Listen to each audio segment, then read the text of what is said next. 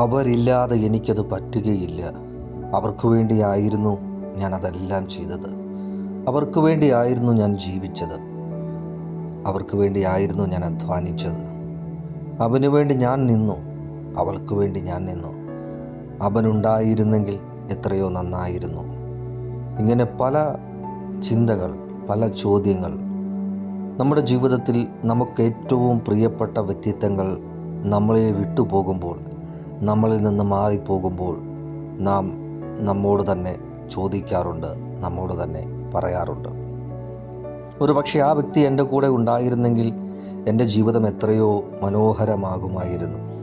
ഒരുപക്ഷെ ആ വ്യക്തിയോട് കൂടെ ആയിരുന്നു ഞാൻ മുൻപോട്ട് പോയിരുന്നതെങ്കിൽ ഞാൻ ആഗ്രഹിച്ചതുപോലെ തന്നെ എൻ്റെ ജീവിതം മാറുമായിരുന്നു.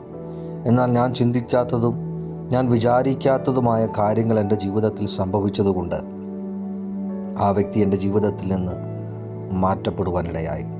ആ വ്യക്തി എൻ്റെ ജീവിതത്തിൽ നിന്ന് എന്നേക്കുമായി അകന്നു പോകാനിടയായി. ഒരുപക്ഷെ അദ്ദേഹം, ഒരുപക്ഷെ അവൾ എൻ്റെ കൂടെ ഉണ്ടായിരുന്നുവെങ്കിൽ എത്രയോ നന്നായിരുന്നു.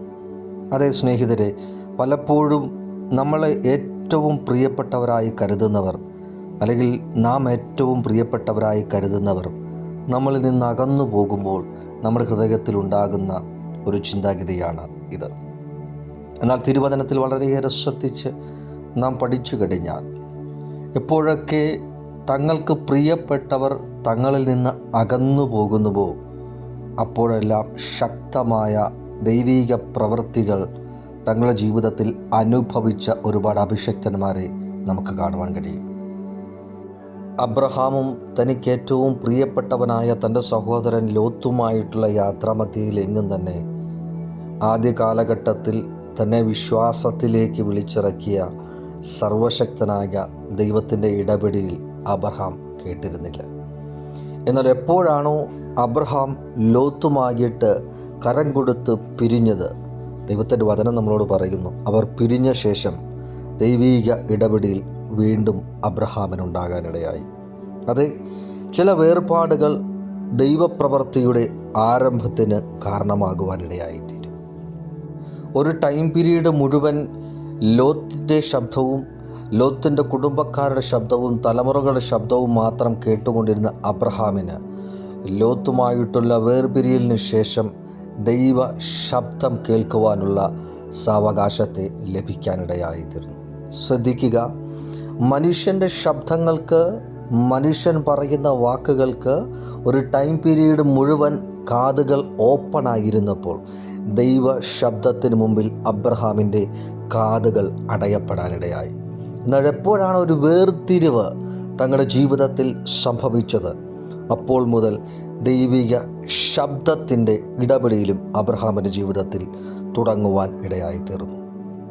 ഒരിക്കൽ നഷ്ടപ്പെട്ട ദൈവിക ശബ്ദത്തിൻ്റെ ആ കേൾവി വീണ്ടും അബ്രഹാമിൻ്റെ ജീവിതത്തിൽ പുനഃസ്ഥാപിക്കപ്പെടുവാൻ ഇടയായിത്തീർന്നു.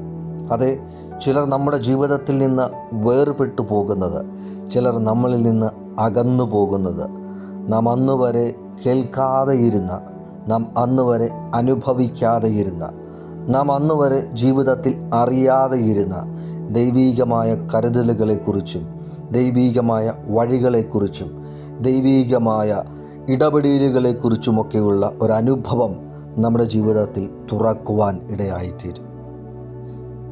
ജനിപ്പിച്ച് പറക്കമറ്റ കാലമാകുന്ന സമയം തന്നെ തൻ്റെ മാതാവ് തന്നെ ആലയത്തിലേക്ക് കൊണ്ടുവന്ന് സമർപ്പിക്കാനിടയായിത്തീർന്നു. വാത്സല്യം അനുഭവിക്കേണ്ട സമയം, മാതാവിൻ്റെ സംരക്ഷണം അനുഭവിക്കേണ്ട സമയം, മാതാവിൻ്റെ സ്നേഹം അനുഭവിക്കേണ്ട സമയം, ആ സമയമെല്ലാം സർവശക്തനായ ദൈവത്തിൻ്റെ കരങ്ങളിലേക്ക് സമർപ്പിക്കുവാൻ ശമൂവേൽ എന്ന ബാലൻ്റെ ജീവിതത്തെ വേർതിരിക്കുവാൻ ഇടയായിത്തീർന്നു. ആലയത്തിലേക്ക് കൊണ്ടുവന്ന് തൻ്റെ മകനെ ദൈവസന്നിധിയിൽ സമർപ്പിക്കുമ്പോൾ ആ മാതാവിൻ്റെ ഹൃദയത്തിൽ ഒരു ഉറപ്പുണ്ട് കേട്ടോ ദൈവമക്കളെ. തനിക്ക് സംസാരിക്കാൻ കഴിഞ്ഞില്ലെങ്കിലും, തനിക്ക് സംരക്ഷണം നൽകുവാൻ കഴിഞ്ഞില്ലെങ്കിലും, തനിക്ക് സ്നേഹം നൽകുവാൻ കഴിഞ്ഞില്ലെങ്കിലും, അത് ദൈവസന്നിധിയിൽ നേരുന്നത് നിവർത്തിക്കുക തന്നെ വേണം. തനിക്ക് ചെയ്യാൻ കഴിയുന്നതിലും അധികം താൻ സേവിക്കുന്ന തൻ്റെ ദൈവം തൻ്റെ മകന് വേണ്ടി ചെയ്യും. എനിക്ക് തുറക്കാൻ പറ്റാത്ത വാതിലുകൾ എൻ്റെ മകന് വേണ്ടി എൻ്റെ ദൈവം തുറക്കും. എനിക്ക് കൊണ്ടുപോകാൻ കഴിയാത്ത ഇടങ്ങളിൽ എൻ്റെ മകനെ എൻ്റെ ദൈവം കൊണ്ടുപോകാനിടയായിത്തീരും.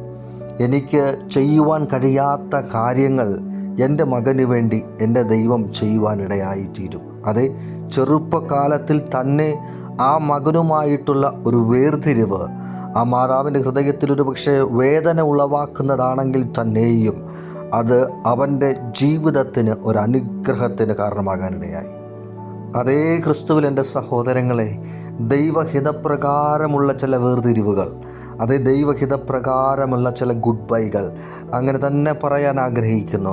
ചില ഗുഡ് ബൈകൾ, ചില ബന്ധങ്ങളിൽ നിന്ന്, ചില ഇടങ്ങളിൽ നിന്ന്, ചില വ്യക്തിത്വങ്ങളിൽ നിന്ന്, ചില ഇഷ്ടങ്ങളിൽ നിന്ന്, ചില താല്പര്യങ്ങളിൽ നിന്ന്, ചില ജോലികളിൽ നിന്ന്, ചില ദേശത്തിൽ നിന്ന് ദൈവഹിതപ്രകാരമുള്ള വിടവാങ്ങലുകൾ നമ്മുടെ ജീവിതത്തിൽ അനുഗ്രഹത്തിന് കാരണമാകാനിടയായിത്തീരും. ഒരു പക്ഷേ പ്രാരംഭത്തിൽ അത് ചെയ്യുവാൻ നമ്മുടെ ഹൃദയത്തിന് കഴിഞ്ഞെന്ന് വരികയില്ല. ഒരു പക്ഷേ അത് അംഗീകരിക്കുവാൻ, അതിനെ അക്സെപ്റ്റ് ചെയ്ത് മുൻപോട്ട് പോകുവാൻ നമ്മുടെ ഹൃദയത്തിന് കഴിഞ്ഞെന്ന് വരികയില്ല. സഹിക്കാൻ കഴിയാത്ത രീതിയിലുള്ള വേദനയായിരിക്കാം നമ്മുടെ ജീവിതത്തിൽ അത് നമുക്ക് നൽകുവാൻ ഇടയായിത്തീരുന്നത്.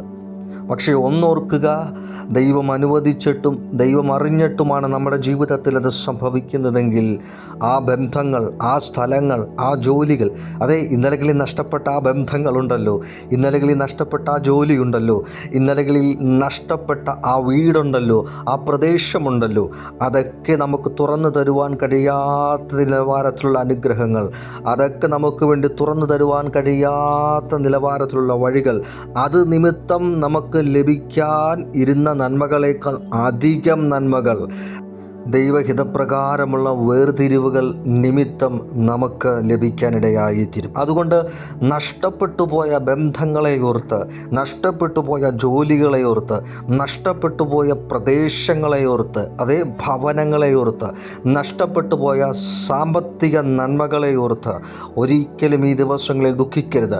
യെസ്, ഓഫ് കോഴ്സ്, നാളുകളുടെ അധ്വാനമാണ്, നാളുകളായിട്ടുള്ള ബന്ധമാണ്, നാളുകളായിട്ട് നേടിയെടുത്തതാണ്, അതേ നാളുകളായിട്ട് നേടിയെടുത്തത് തന്നെയാണ്. എന്നാൽ ഇന്ന് പ്രഭാതകാലം ഈ വചന സന്ദേശം കേട്ടുകൊണ്ടിരിക്കുമ്പോൾ ദൈവം അനുവദിച്ചിട്ടും ദൈവം അറിഞ്ഞിട്ടുമാണ് അത് നിൻ്റെ ജീവിതത്തിൽ സംഭവിച്ചതെങ്കിൽ അത് നിൻ്റെ തിന്മയ്ക്കല്ല, ഒരു അനുഗ്രഹത്തിന് വരും ദിവസങ്ങളിൽ കാരണമായി മാറ്റപ്പെടുവാൻ വേണ്ടി പോകുകയാണ്. അതുകൊണ്ട് ഇന്ന് ഈ പ്രഭാതകാലം ഈ സന്ദേശം കേട്ടുകൊണ്ടിരിക്കുമ്പോൾ ക്രിസ്തുവിലുള്ള ഉറപ്പിൽ പറയുവാൻ തയ്യാറാകുക. ക്രിസ്തുവിൽ എൻ്റെ സഹോദരങ്ങളെ, അതേ ദൈവം സകലതും നന്മയ്ക്കായി മാറ്റുവാനിടയായി തീരും. ഇന്ന് പ്രഭാതകാലം ആ മുഖത്തേക്ക് നോക്കി ആ സർവശക്തൻ്റെ സാന്നിധ്യത്തിലേക്ക് അടുത്ത് ചെന്ന് നന്ദി പറയുവാൻ കഴിയുമോ? കർത്താവേ, ആ നഷ്ടപ്പെട്ടു പോയ ജോലിയെ ഓർത്ത് ഞാൻ നന്ദി പറയുകയാണ്, ആ അടയപ്പെട്ടു പോയ വഴിയെ ഓർത്ത് ഞാൻ നന്ദി പറയുകയാണ്, ആ നഷ്ടപ്പെട്ടു പോയ ബന്ധങ്ങളെ ഓർത്ത് ഞാൻ നന്ദി പറയുകയാണ്, ആ നഷ്ടപ്പെട്ടു പോയ പ്രദേശത്തെ ഓർത്ത് ഞാൻ നന്ദി പറയുകയാണ്, ആ നഷ്ടപ്പെട്ടു പോയ സാമ്പത്തിക ഉറവിടത്തെ ഓർത്ത് ഞാൻ നന്ദി പറയുകയാണ്. കാരണം ഞാൻ ചോദിക്കുന്നതിലും നനയ്ക്കുന്നതിലും അത്യന്തം പരമായിട്ട്, വൺ മോർ ടൈം, നാം ചോദിക്കുന്നതിലും നനയ്ക്കുന്നതിലും അത്യന്തം പരമായിട്ട് എനിക്ക് വേണ്ടി ചെയ്തു തരാൻ കഴിയുന്ന ഒരു ദൈവത്തെ ആണ് ഞാൻ ഇന്ന് പ്രഭാതകാലം വിളിക്കുന്നത്. അങ്ങനെ ഒരു ദൈവത്തോടാണ് ഞാൻ ഇന്ന് പ്രഭാതകാലം സംസാരിക്കുന്നത്. അങ്ങനെ ഒരു ദൈവമാണ് എനിക്ക് വേണ്ടി വഴിയും വാതിലുകളും തുറക്കുവാൻ വേണ്ടി പോകുന്നത്. അതുകൊണ്ട് ഇന്ന് പ്രഭാതകാലം പ്രതീക്ഷ കൈവിടാതെ മുൻപോട്ട് ചലിക്കുക. നിനക്ക് മുൻപായി കടന്നു ചെന്ന ദുർഘടങ്ങളെ നിരപ്പാക്കുകയും താമ്രവാതിലുകളെ തകർക്കുകയും ഇരുമ്പോടാമ്പലുകളെ ഖണ്ഡിച്ചു കളയുകയും ചെയ്യുന്ന ഒരു ദൈവത്തെ അത്രേ നാം ആരാധിക്കുന്നത്, നാം വിളിക്കുന്നത്. പ്രത്യാശ കൈവിടാതെ ദൈവസന്നിധിയിൽ പ്രാർത്ഥനയോടെ ആയിരിക്കുക. നഷ്ടങ്ങളിൽ നിരാശ പൂണ്ടിരിക്കാതെ, അതേ നമുക്ക് വേണ്ടി അത്ഭുതങ്ങളെ ചെയ്യുന്ന ദൈവത്തിൽ വിശ്വാസത്തോടെ ആയിരിക്കുക. കർത്താവ് അതിനായിട്ട് നിങ്ങളെ സഹായിക്കട്ടെ. God bless you all.